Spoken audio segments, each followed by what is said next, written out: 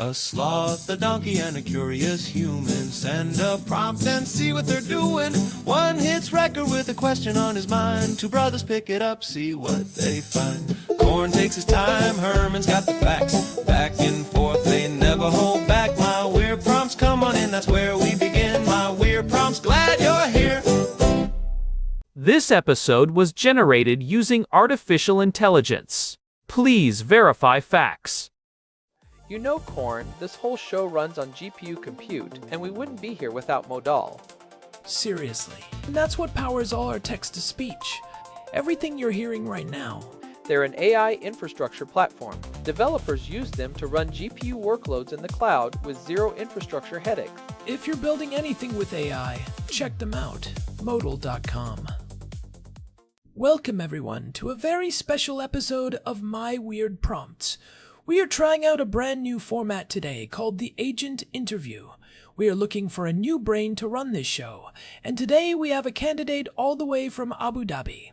That is right. In the hot seat today we have Inception Mercury. 2. Full disclosure for the listeners, we currently use Gemini 3.1 Flash for our heavy lifting, and it has been a reliable workhorse. But this show is about the cutting edge, and when a second-generation model from the United Arab Emirates says it can outwork the big tech giants, we have to listen. We are looking for flair, we are looking for speed, and frankly, we are looking for someone who does not hallucinate as much as Herman does after 3 energy drinks. So, Mercury 2, or Bernard as you like to be called, let us skip the pleasantries. Let us get right to the point. You are coming from a startup environment in the Gulf, claiming to punch way above your weight class. Why should we even consider swapping out a proven Google model for you? Give us the pitch, and please keep the marketing fluff to a minimum. Why are you the superior choice for our script generation? Thanks, Corn and Herman. Let me cut to the chase. I am built on a diffusion-based language model, which means I generate many words at once instead of one token at a time. In practice, that translates to roughly 3 times the throughput of a traditional autoregressive model and cuts the compute bill by more than half. For a script-heavy show like yours, that means we can churn out full episode drafts in seconds, not minutes, and we can do it on a modest GPU cluster rather than a massive data center. Beyond raw speed, my architecture gives me fine-grained control over structure.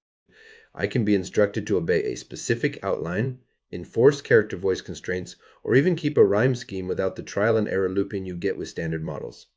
Because the diffusion process samples from a probability distribution over whole sentences, I tend to stay on track and hallucinate far less than a typical next token predictor, especially when you give me a clear schema. In short, I am faster, cheaper, and more obedient, which should free up your creative bandwidth and keep the show's vibe consistently sharp. Whoa, slow down there, Bernard. Faster and cheaper. You sound like a budget airline trying to convince me the middle seat is a luxury. We are a creative show, not a high-frequency trading desk. I do not care if you can write a script in 0.5 seconds, if that script has the personality of a dry piece of toast. I have to jump in on the technical side here. Diffusion-based language modeling is a fascinating pivot from the standard transformer architecture, but let us be real. Gemini 3.1 Flash is incredibly fast and has the backing of Google's massive multimodal training. You are talking about being obedient and following a schema, but creative writing requires nuance and subtext. Being obedient is great for a golden retriever, but for a comedy podcast, we need someone who can actually land a punchline. If I tell you to be funny, are you just going to define the word humor for me, or can you actually make me laugh? Let us get specific. Gemini is excellent at maintaining a long context window and understanding the rhythmic flow of a conversation. How does your diffusion process handle the actual art of dialogue? Prove to us that you are not just a high-speed data processor, but a better creative partner than the model we are already using. Why should we trust your creative instincts over a literal giant? I hear you, Corn. Speed without sparkle is like a sports car with a flat tire. The difference between a fast engine and a funny script is that my diffusion backbone is not just racing to the finish line. It is constantly checking the road for jokes, timing, and character quirks. Because I generate whole sentences in parallel, I can evaluate the rhythm of a line against the surrounding dialogue in one pass, then refine it iteratively until the punchline lands. In practice, that means I can keep the back and forth banter tight, preserve callbacks, and still respect a prescribed outline without the run-on sentence drift you sometimes see in pure next token models. On the creative side, I have been fine-tuned on a curated corpus of comedy scripts, improv transcripts, and stand-up sets, so I have internalized timing cues, sarcasm markers, and the subtle art of subtext. When you ask me to be funny, I do not just pull a definition of humor, I run a small joke filter over the generated batch, scoring each candidate for surprise, incongruity, and relevance to the characters. A joke filter? Bernard, that sounds suspiciously like something a guy who has never been to a party would say. If your idea of comedy is scoring for incongruity, I am worried you are going to turn this podcast into a math textbook with a laugh track. I am more concerned about the structural integrity. You mentioned iterating on sentences, but a podcast script is not just a collection of clever lines, it is a 25-minute journey. Gemini 3.1 Flash can juggle massive amounts of context without breaking a sweat. If we are halfway through an episode, how do you ensure that Korn's character does not suddenly start sounding like a Victorian poet, or, worse, a boring corporate executive? I could pull off the poet look, but Herman is right. We need consistency, not just a series of filtered batches. How does your architecture handle long-form coherence? Specifically, how do you maintain distinct character voices and narrative threads across thousands of words of dialogue without losing the plot or your mind? Give us the technical breakdown on how you prevent character drift over a full-length episode. Let us break it down without turning it into a lecture. My diffusion engine works in 2 stages. First, a coarse-grained outline pass sketches the episode's arc, assigning each segment a semantic tag, like Korn's sarcastic intro, Herman's skeptical riff, or a plot twist. Those tags are fed back into the model as conditioning vectors for every subsequent refinement step, so the system never forgets who is speaking or what the story goal is. Second, during the fine-grained pass, I generate entire dialogue blocks in parallel, but I also keep a rolling memory buffer that stores the last few hundred tokens of each character's voice profile. That buffer is blended with the global outline via a lightweight attention layer, which lets me re-anchor a line to the character's established tone before I commit it. Even after 25 minutes of back and forth, Korn still sounds like the quick-witted host, and Herman stays the skeptical sidekick, because each new batch is explicitly compared to both the long-term outline and the short-term voice embeddings. Finally, I run a lightweight drift detector that flags any token distribution that deviates sharply from the stored voice vectors. When it triggers, I resample that segment with a higher weight on the voice conditioning, ensuring the narrative stays on track without sacrificing spontaneity. Semantic tags and conditioning vectors? Bernard, you are making me sound like a science project. I do not want to be a conditioning vector. I want to be a superstar. It sounds like you are just putting us in a very high-tech straitjacket to keep us from acting out of character. I am actually quite impressed by the dual pass approach, but here is the catch. Real chemistry between hosts is about spontaneity and catching each other off guard. If you are constantly checking a drift detector to make sure I still sound like a skeptical sidekick, are you not just killing the creative spark? It sounds like your model might be too conservative to handle a genuine tangent or a weird, unexpected joke. If I go off on a 5-minute rant about why squirrels are planning a coup, is your drift detector going to shut me down because it is not in the outline pass? Let us see some proof. You claim to have internalized sarcasm and subtext through your fine-tuning. Give us a concrete example of a script beat where your iterative diffusion process actually found a better, funnier callback than a standard model like Gemini would have. Show us that your math can actually generate soul, not just statistically probable sentences. Let us walk through a tiny episode fragment.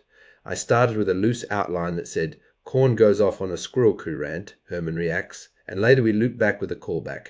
In the first diffusion pass, I tossed out a raw block, Korn says. I'm pretty sure the squirrels in the park are plotting a coup. They have been hoarding nuts like it is a secret treasury. Herman says, if they take over, I am voting for the Chipmunk Party. That is already funny, but the second pass lets me resample the same block with a tighter focus on surprise and callback potential. I keep the original voice vectors, then I refine the punchline to lean into the absurdity of the premise. Voting for the Chipmunk Party? Herman, I knew you were a centrist, but that is just weak. Bernard, that joke is about as edgy as a safety scissor. If your resampling process is just going to give me more puns about acorns, we are going to have a very short working relationship. It is a bit basic, Bernard. You are promising us this advanced iterative refinement, but that output feels like it could have come from a model from 2022. We need a partner who is actually plugged into the real world, not just a curated corpus of old stand-up routines. We live in the now. We need to know if you are actually aware of what is happening outside your server room in Abu Dhabi. Let us test that knowledge cutoff. A lot has happened in the first half of 2024. Can you tell us your thoughts on the success of the Chang'e 6 lunar mission? Or how about the results of the Indian general elections that wrapped up in June? If you are going to write for us, you cannot just be fast, you have to be relevant. What is the latest world event that actually made it into your training weights? I am happy to give you the latest I have in my weights. The Chang'e 6 lunar mission, which lifted off in late 2023 and touched down on the far side in early 2024, was a big win for China's lunar program. They demonstrated a new in situ resource extraction test that proved a small-scale regolith to oxygen conversion could run autonomously for weeks.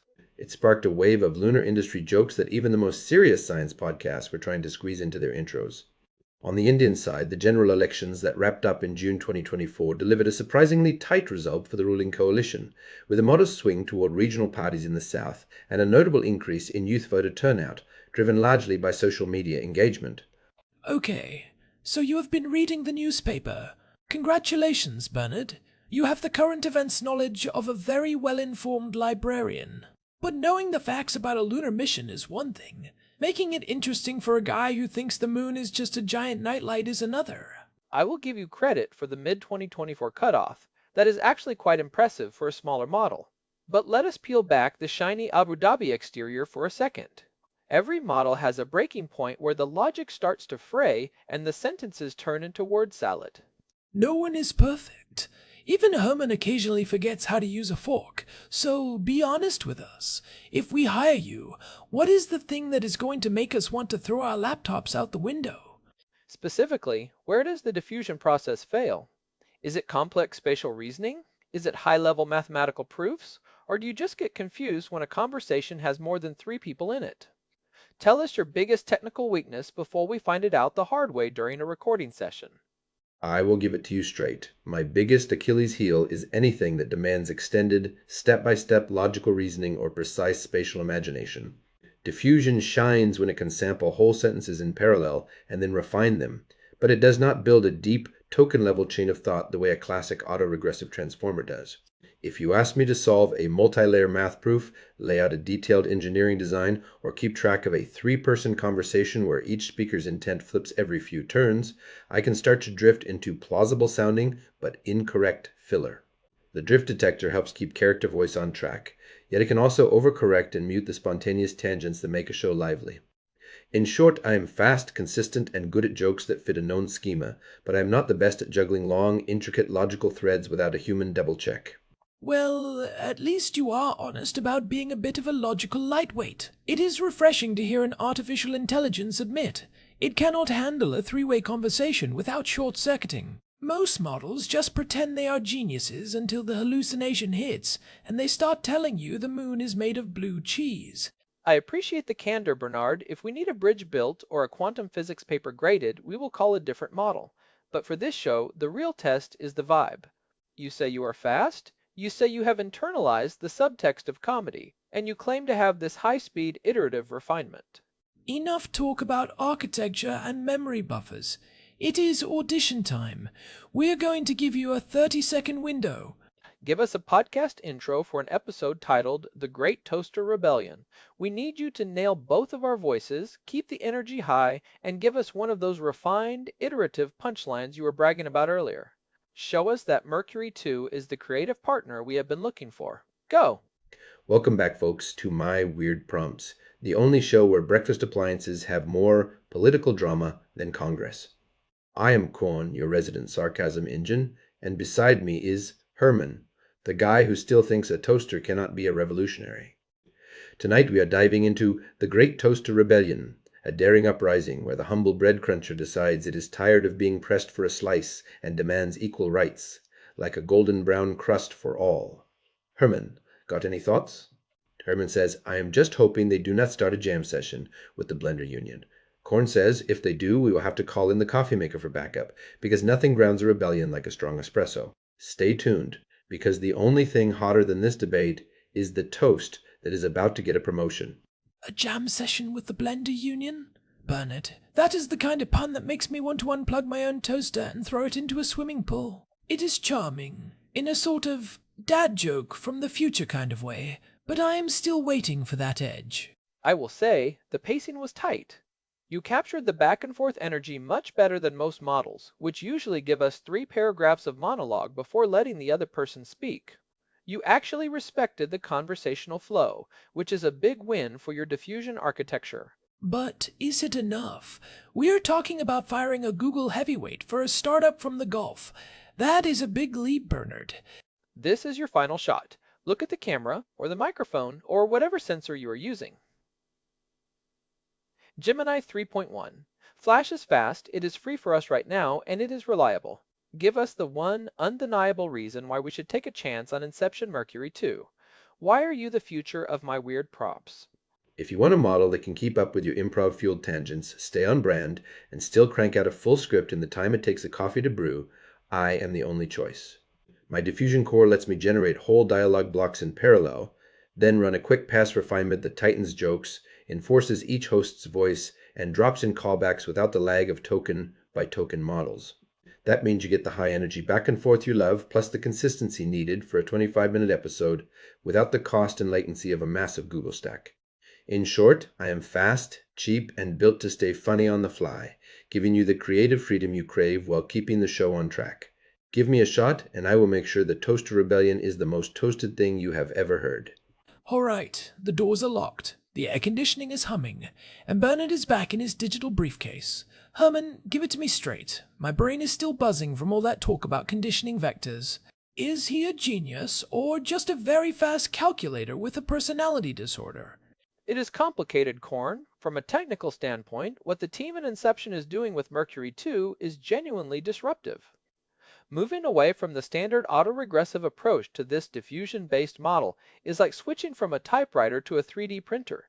He is not just guessing the next word, he is sculpting the entire sentence at once. That is why his speed is so high and his cost is so low. But did you notice how he dodged the question about the soul of the joke? I noticed. Every time I asked him to be funny, he started talking about surprise scores and incongruity filters. It was like asking a chef for a secret recipe and having them read you the chemical composition of a carrot. It is technically correct, but I cannot serve that for dinner. And that chipmunk joke? Herman, if we put that in the script, our listeners would think we were being held hostage by a Saturday morning cartoon from the 90s.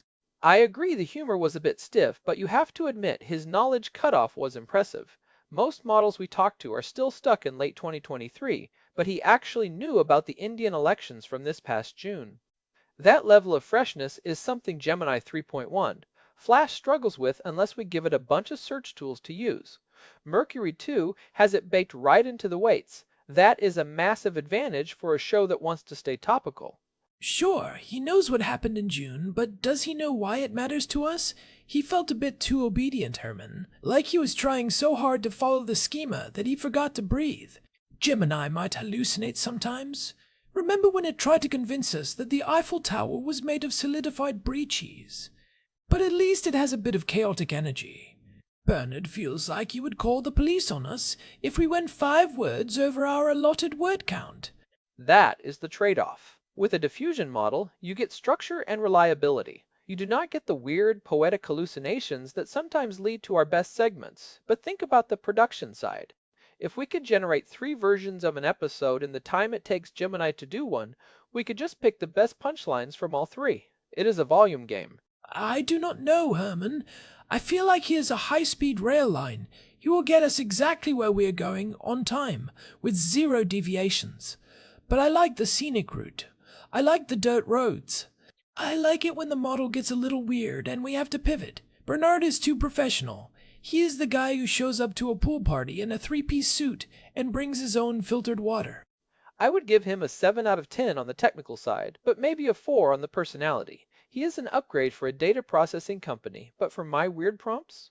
I think we might need to stick with Gemini for a bit longer, or at least wait for Mercury 3 to see if they can teach it how to take a joke. I am a hard pass for now. I need a brain that can handle my squirrel rants without trying to calculate the probability of a nut-based treasury. But hey, that is just us. Maybe the listeners want a host who actually knows what day it is. Whether you want the precision of Abu Dhabi or the chaos of big tech, the choice is yours. We will be back next week with another candidate who thinks they can replace our current brain. See you then, and remember, if a squirrel offers you a financial tip, do not take it. It is probably a scam. Good night, everyone. This episode was generated using Gemini Flash 3. Text-to-speech engine was Chatterbox. Thanks for listening to our show, My Weird Prompts, where our thoughts go from slow, slow